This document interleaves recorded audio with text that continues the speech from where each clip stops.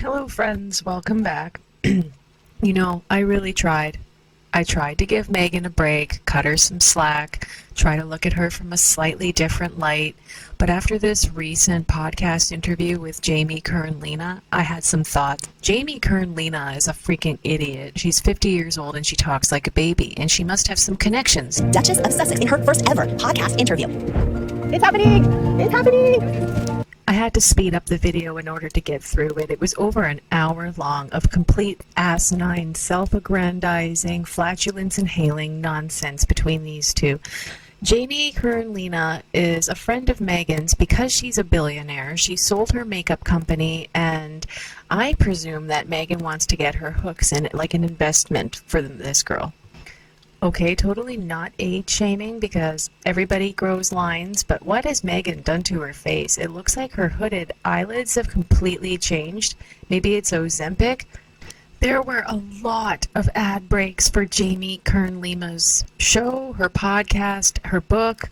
It was insufferable. A lot of stop, like, subscribe, and share breaks. Imagine if every 15 minutes into one of my videos, I just did a break to say, please subscribe, share, and like. And it was just abrupt in the middle of every 15 minutes. It was so annoying. Eventually, I was onto it, and I was able to skip through and not have to sit there and put up with it. But the first few times, it was painful.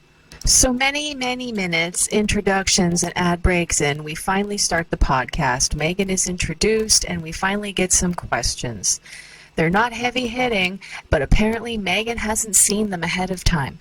Shocking. This girl's her friend. She's not going to go out of bounds. I am so excited to say to my amazing friend, Meghan, welcome to the Jamie Kern Lima Show. Thank you. Thanks for having me. I'm so happy you're here. We did it. We did it. We haven't seen any of the questions ahead of time, and we're in our sweats, and you have your Archie and Lily on your amazing. On Etsy. Last year it's faded, but this is what I would wear if I come to your house. All the time. Same thing. And you look the exact same with no makeup as makeup, and we're just that's very and you still love me even when we get together if I haven't showered. Okay, the no makeup thing is one thing, but not showering? You're a billionaire and you're going to visit your friends unshowered? What the hell? They both won't stop about how they're apparently makeup-free and barefaced, which I am not buying whatsoever. Still all the same. And so today's special. Any of those things, and I feel like one of the ways is through friendship. A great friendship. Taking friendship is so important as friends. You show up for your friends to Drinking game that might murder you every time she says friendship shot. and I think so many people also have this question for you is, Meghan, how are you? And are you okay? That's so kind. I am. I'm better than okay. And also thank you for asking, because not many people have asked if I'm okay. Remember when Meghan needed to be asked if she was okay when she was standing in front of a center that was taking care of women who had suffered actual tragedies and traumas?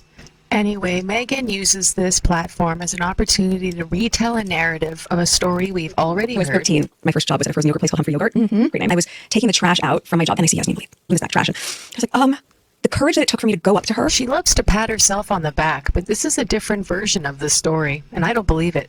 Yeah, and I went up to her and I said, hi, I love you in the soft and dry deodorant commercial. But all I could find out of my mouth. And she was so gracious. It's such a pivotal moment for me because I never knew I was going to be an actor or someone that people would go up to. This moment was so influential for me because she turned around and she goes, hi, sweetheart, what's your name? This is why I don't believe this story. I believe it is a narcissistic I was clapback. like, I'm Meghan. And that moment I was like, she cares to know what my name is. And she's like, hi, I'm Yasmin. I know she introduced herself. Parking lot, and what do I say to her? The most ridiculous thing you could say. Oh my god, I love you so, I loved you, and that. She just looked at me very blankly, like, okay, thank you. And I walked very meekly back into Humphrey Yogurt. All those years later, no one teaches you how to be an actor once the show becomes successful. No one teaches you what to do when people recognize you. Yeah, that moment with Yasmin Lee taught me how important it was for someone to make me feel seen and not brush off. And she might have been asked 100 times that day for a picture or anything else. And it always made me go, Hi, what's your name? Good to meet you. I'm You Meghan. always do that. I see you do that all the time. Yes.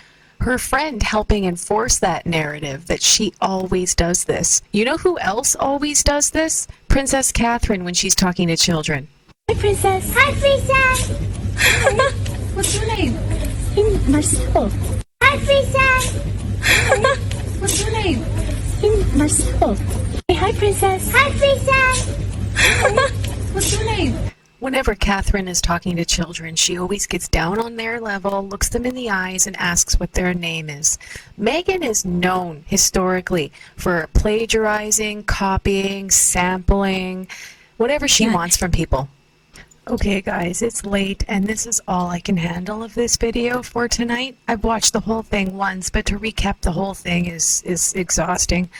You will get some more parts throughout the week. Please smash that like button and let me know what you think in the comments section, please. And subscribe if you haven't already. Thank you so much and stay tuned. Friends.